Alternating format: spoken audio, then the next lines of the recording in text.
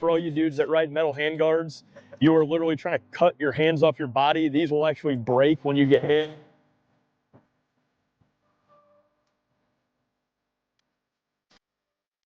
All right, dude. So tell us about your sickle here. So this is a 2023 Lowrider ST, bought from the best Harley dealer around, Harley Davidson of Fort Wayne. It's doesn't have a whole lot done to it motor-wise. I'm a pretty big fan of keeping things as stock as I can, just because it's reliable. I ride a lot of miles, so eventually it'll probably get a camshaft. But I got hit by a car, I don't know, sometime late last year, so I did put a couple pieces on it: S&S air cleaner, Bassani pipe, some Marlin Ness grips. I do have a bunch of Scamazon parts on this thing. These risers and shorty levers are all stuff that I just get, you know, when it's on a deal from the old Amazon. And then a lot of people make fun of these snowmobile handguards, but for all you dudes that ride metal handguards, you are literally trying to cut your hands off your body. These will actually break when you get hit, and they actually protect you from the cold and the bugs, which is sweet. I do have crash bars on the front and rear, which helped me when I got hit by that car. The one up here actually is ground off still under my helmet, but it's still, she still does the trick. Yeah. And thanks to Fort Wayne HD, I also have a new whole rear end with a shock, a wheel, a new back tire and stuff from a little shock issue I had, but they were awesome to deal with. And that's pretty laid out license plate, some smoked out lens covers, and I put on a LED headlight on the front, extra light on the front and the vent, and the sticker stuff's already coming off of it, so that's cool. Yeah. But yeah, dude, that's pretty much it. I think it's got close to 18,000 miles on already, and we get down, it's seen 36 states, so that's pretty cool. We ride it. We ride it. You didn't get it that long ago either. It's back when I was at the dealership. Yeah, man, got it from you. And this is a cool thing too I always do. I got a picture of my son up here in the front. Oh, that's cool. Dig that. Dig that. Oh, yeah, man. So what initially got you into motorcycling? So my stepdad actually got me into bikes. When I was probably my son's age, probably like that 12 to 14 range, he bought a little two-stroke, like 100cc Yamaha dirt bike. Took us in the backyard. He's like, dude, whatever you do, don't whiskey throttle it and go through the fence. So I whiskey throttled it, went through the fence.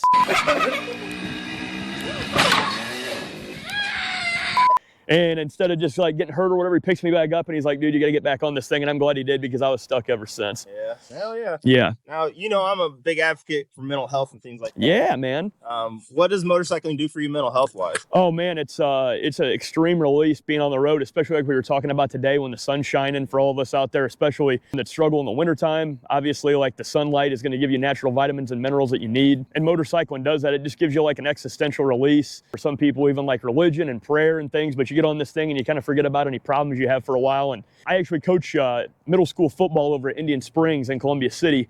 And one thing that we talk about a lot, one of our coaches always talks about, like, hey, us guys don't really like talking about things amongst each other, but sometimes when shit's bad, maybe you just got to reach out to those guys that are close to you, that you're comfortable with talking about certain things, and that helps a lot. And riding does that in the community. You get around a couple of guys you like riding with, you're able to talk about some stuff and kind of figure it out. I know you said you obviously put a lot of miles on the bike. What's your most memorable ride you've ever done? So, man, I probably have 3. I'll keep them all pretty short, but first, the dudes at Elkhart Indian, awesome guys. They do an iron butt ride every year. You do 1,000 miles around Lake Michigan through the night, and you ride it straight through. So the cool thing about doing an iron butt challenge, you get 1,000 miles in 24 hours, you get this patch. Well, like, we're a little crazy, we're like, go a little faster, so we wanted to break their record. And for a couple of years, like, something would always happen, but 2 years ago, we broke the record and we rode that in 15 hours and 49 minutes straight through. So I'm not going to say how fast we were going. It was definitely to the speed limit, but that was definitely one. Another time coming back from Leavenworth, Kansas, 40 degrees in the rain, hydroplaning the whole way, and you just keep sending it. Another time would be my good buddy Trevor Shoda and I going to Sturgis, and we got caught in one of those, I don't know how you pronounce it, I think it's derecho storms. And we literally got like blown off the road. He ended up going down in the median. And when we get out there, like we were like Dumb and Dumber, man. Like, I'm Lloyd and we're rolling. And there's like semis flipped over and campers and fire trucks everywhere. We're just like derp, and we still made it to camp. We got through it. So those were probably the 3 best rides I've ever done. That's awesome, dude. No, that's cool. Now, I hear people say motorcycling can be a hobby. It can be your life. Yes. I know you personally. This is your life. I mean, you're big about this. When was that turning point, you know, to where you were like, you know what, this is me. This is what I want. So I would probably say it would have been when I joined my club, but even before then, my stepdad really got me on this course of just appreciating all motorcycles. So I had a sport bike once, CBR 600, that was cool when I was younger, when everybody's in the wheelie craze and doing burnouts and all that. So I got through that. And then I went through kind of a chopper phase, and he actually helped me put together a 1977 KZ750 twin hardtail. Had ape hangers. We actually took a Happy Days lunchbox I found in a dumpster, and we had all the electrical in it. And dude, I rode that thing for a couple of years, and then we did an Ironhead chopper with a buddy of mine at the time, a hardtail, and that's kind of what came into it. And then once I kind of got in the club, not to go into a whole lot of detail, the club I'm in is, we're not like a diamond holding 1%er club. We're about riding and wrenching. So like, most of our guys are 10,000 miles is just kind of, that's about what you're going to do getting into it. More of us are in that like 15 to 20,000 mile range where we ride a ton and we go see everybody and hang out. And that's when it became something for me where it's like, I want to actually go out and meet and know everybody that is in our organization across the Midwest and know those guys. And that's kind of, and then a little bit racing too. I did flat track for a couple of seasons. I wasn't awesome at it, but it was a lot of fun. I did a little hooligan. I did a little bit of Mad Dog, which is like 100cc 4-stroke stuff. It's a blast, man. Oh yeah, we got some,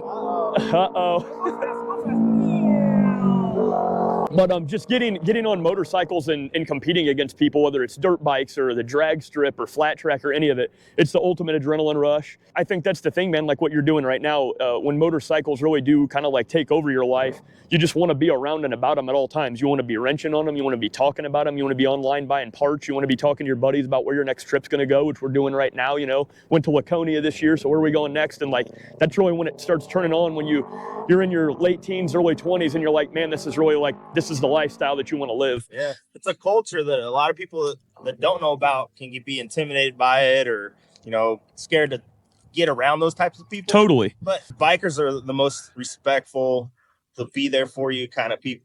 Absolutely. It's really cool. What is your best advice for someone who's going to start out riding a motorcycle? I mean, the culture, what do you got for them? Man, the thing is, I learned from an old time graybeard that I used to be real close with, who passed away. And he told me when I started hanging out, he's like, man, never let anybody change who you are. If you are a skinny jeans wearing, tight shirt wearing dude, then be that. Don't be letting people talk smack about the way you dress or how you act. I'm a little bit different in the way that I dress and the way that I act on the scene, and I don't care. That's just who I am. That's how I got the nickname Jazzy Jake. Like, I've just always been about that. So my advice is, go into the style that you are and don't change. Don't let people change you. Don't let people talk down about you. Have fun being you. And then the other thing is, find the motorcycle that you like. It doesn't have to be a Harley. Now, granted, I'm a Harley guy. I love Harleys. I love Indians. But there's nothing wrong with, hey, I like a Royal Enfield or a Triumph or any other brands that are out there. If you want to get on a 250cc cafe bike and that's what makes you happy, you go do what makes you happy, man. Don't let anybody change your mind on that. No, two wheels is two wheels. Yes. Obviously, I'm Nick the Harley guy, but at the end of the day, if you're on a motorcycle, you're doing something right. Yeah, man.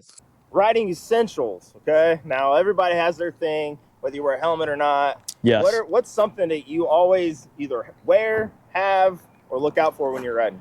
A couple things. I always have a vest on, and that's not club speak. That's talking like right now, this is just a denim vest. I just think that it's, especially on a day like this when the weather's going to break cold and it's going to drop 10 degrees in about an hour, it just gives you a little bit more comfort to your core, and it's got some pockets so you can throw some stuff in if you don't have bags. I've become a helmet guy maybe 2 years ago. I never used to be. The reason I strongly recommend a helmet, obviously you're probably going to be safer in a wreck, but more so, as you get older, you start noticing like your hearing gets worse.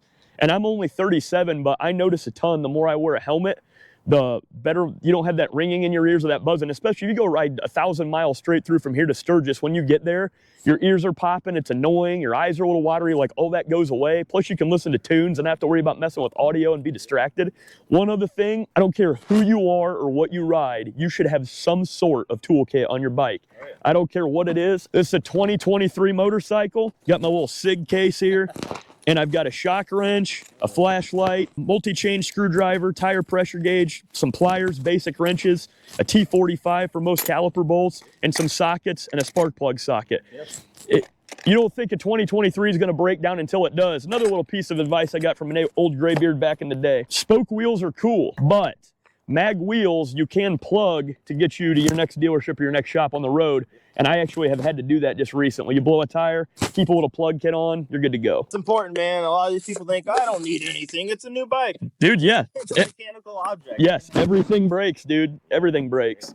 Besides Motorcycle Talk, What do you do what do you do, man? Tell us about you. So I am a sales guy by trade. Started working in a machine shop when I was 15 years old, and I loved being a blue collar tradesman, but I knew eventually, like, your body gets tired, you want to get off the shop floor. I did. I got into engineering. I started selling, and my end goal was always to have my own business. And it was cool. Nick and I got to hang out at the Motorsports Expo here recently. Another one coming up in March that I'm going to do again.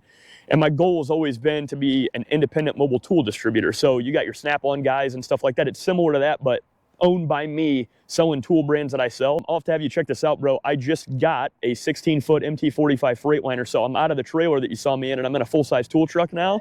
And that's my end goal, is to do that, because the cool thing about that is I specialize in selling to motorsports dealers, all the independent shops, power sports, dirt bikes, four-wheelers, ATVs, all that stuff. And it's what I know about, it's what I wrench on, so I'm able to kind of select the types of clientele that I sell to. But tools lead you into motorcycle shops, which are both things that I love. You gotta go check them out. Mobile Tech Solutions. Yes, Mobile Tech Solutions. Yep. Solutions for every technician. It's true, guys. You guys see me working with some of his stuff. Heck yeah. This is the first interview we've done like this, so if you guys are about this, comment below, let us know. And I will have his info down below in the description, so you guys can go check him out. Nick's going to be starting a podcast, and podcast platforms are awesome. I'm definitely going to hop on there with him and shoot the breeze. I strongly recommend you guys support his podcast and him getting some of his content over to YouTube. Get out there and ride. Don't be afraid of people. Go make friends out here on the scene. I've met the best friends of my life across the Midwest and across the country traveling on my motorcycle. You see somebody you think that looks interesting, don't be afraid to go up and shake their hand, hang out, get a drink or whatever you're into, and just have a good time, man. Yeah, I appreciate it, man. Dude, thanks a lot, brother. It's good to see you, man. Hey, take it easy, guys.